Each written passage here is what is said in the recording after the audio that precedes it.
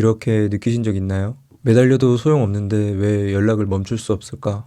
타로를 보거나 SNS를 염탐해도 답이 나오지 않는 것 같아 답답하다. 시간이 지나도 상대방이 나를 떠올리게 하려면 뭘 해야 할까? 이런 고민들 누구나 해봤을 거예요. 하지만 안타깝게도 이 행동들이 오히려 재회를 더 어렵게 만드는 이유라는 걸 알고 계신가요? 이번 영상에서는 재회를 망치는 행동과 이를 멈추고 재회의 가능성을 높이는 구체적인 행동 방법에 대해 알려드리겠습니다. 제가 상담한 많은 사례를 통해 얻은 효과적인 팁들을 공유할 테니 끝까지 함께 해주세요.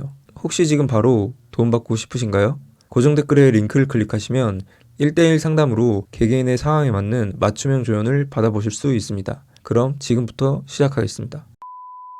재해를 원하는 사람들이 흔히 하는 행동들을 살펴보면 사실 재해를 더 어렵게 만드는 원인이에요. 예를 들어 헤어진 후에도 계속해서 매달리며 연락하거나 주기적으로 안부를 묻는 것, 타로를 보며 상대방의 마음을 확인하려는 시도, 그리고 SNS를 염탐하며 상대방의 게시물, 좋아요, 팔로우 같은 흔적을 찾는 행동들이에요. 이뿐만이 아니에요. 카톡과 SNS에 이별한 티를 내며 슬픈 글이나 사진을 올리는 경우도 많죠. 혹은 게임 활동의 흔적을 찾거나 인스타 팔로우 수를 확인하는 사람도 있어요. 문제는 이런 행동들이 상대방에게 잘못된 신호를 보낸다는 거예요. 계속해서 연락하거나 매달리면 상대방은 나를 어떻게 볼까요? 이 사람은 나 없이는 아무것도 못하는구나. 나한테 이렇게까지 집착하네? 결국 상대방은 나를 점점 더 매력없는 사람으로 인식하게 돼요. SNS 염탐은 어떤가요? 상대방의 흔적을 찾아보며 상대방의 상태에만 집착하면 결국 내 자신이 더 초라해지는 걸 느끼게 돼요.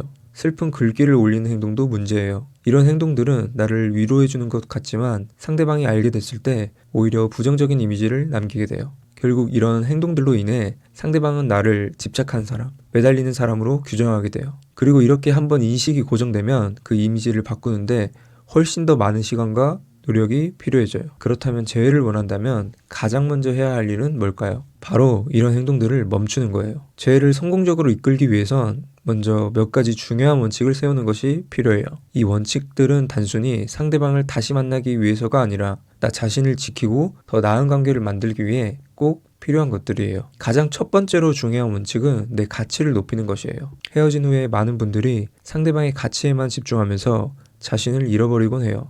저 사람이 없으면 나는 행복할 수 없을 거야. 다시 돌아오게 해야만 해. 라고 생각하며 자신을 깎아내리는 행동을 하게 되죠. 하지만 재회를 위해서는 나를 우선으로 생각해야 해요. 내가 스스로를 얼마나 귀하게 여기는지에 따라 상대방도 나를 대하는 태도가 달라져요.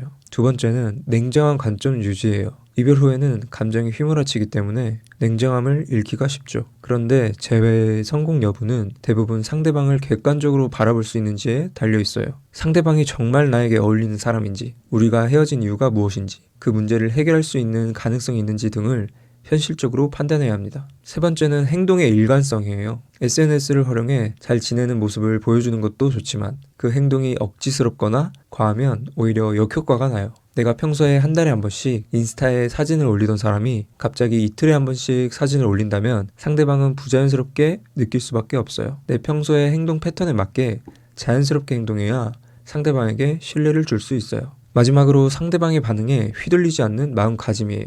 재회를 원한다면 가장 위험한 것이 상대방의 행동이나 말에 지나치게 의미를 부여하고 흔들리는 거예요. 상대가 내 SNS를 본 흔적을 발견하거나 사진이 변하거나 BGM이 바뀌는 등의 변화가 생겼을 때 곧바로 연락이 올 거라는 기대를 갖거나 연락이 없다고 해서 좌절할 필요가 없어요. 이런 마음가짐을 갖추는 것이 재회를 위해 반드시 필요한 기본 자세예요. 이 원칙들은 단순히 이별 후의 행동 지침이 아니라 재회뿐만 아니라 그 이후 더 나은 연애를 위해서도 꼭 필요한 것들이에요. 이제 실제 사례를 통해 지금까지 이야기한 방법들이 얼마나 효과적이었는지 보여드릴게요. 재회는 단순히 감정적인 호소로 이루어지지 않아요. 나 자신을 돌아보고 변한 모습을 보여줬을 때 가능성이 높아지는 거예요. 첫 번째 성공 사례예요. 한 분은 헤어진 후 계속 상대방에게 연락을 하고 매달렸어요. 상대방은 점점 더 차갑게 대했고 결국 연락도 차단당했죠. 이분이 상담을 통해 첫 번째로 한 일은 연락을 완전히 멈추고 3개월 동안 자신의 삶에 집중하는 것이었어요.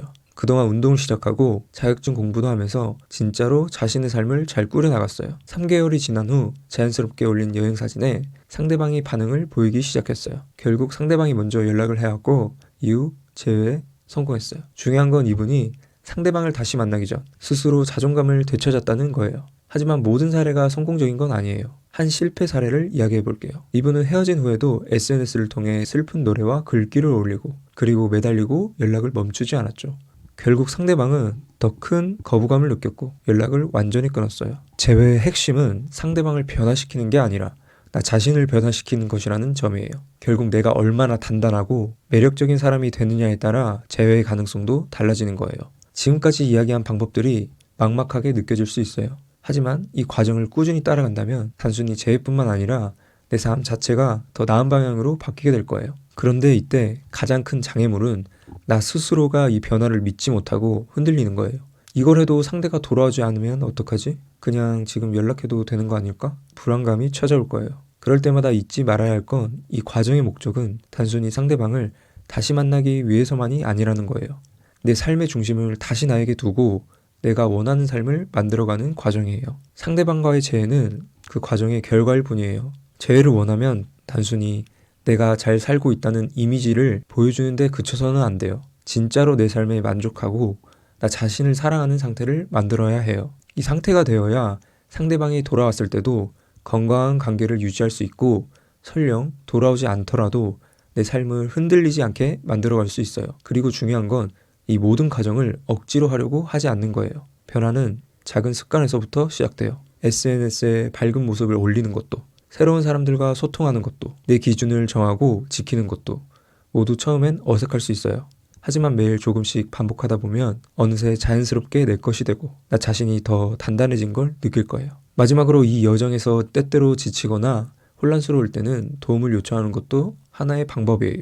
혼자 고민하지 말고 고정 댓글의 링크를 통해 저 이준과의 1대1 상담을 요청해보세요. 재회를 위한 구체적인 방향과 나만의 맞춤형 전략을 함께 찾아드릴 수 있습니다. 재회는 단순히 이별을 되돌리는 게 아니라 더 나은 나를 만드는 여정이에요. 이준 채널을 구독하시면 이별의 아픔에서 벗어나 더 당당하고 매력적인 사람이 되는 여정을 시작할 수 있어요. 단순히 재회를 위한 조언에 그치지 않고 관계를 새롭게 설계하고 더 단단한 기반을 다질 수 있도록 돕겠습니다. 마치 폭풍이 지나간 뒤 맑은 하늘을 마주하듯 지금의 슬픔을 벗어나 다시금 빛나는 하루를 만들어갈 수 있도록 저 이준이 끝까지 함께 하겠습니다. 감사합니다.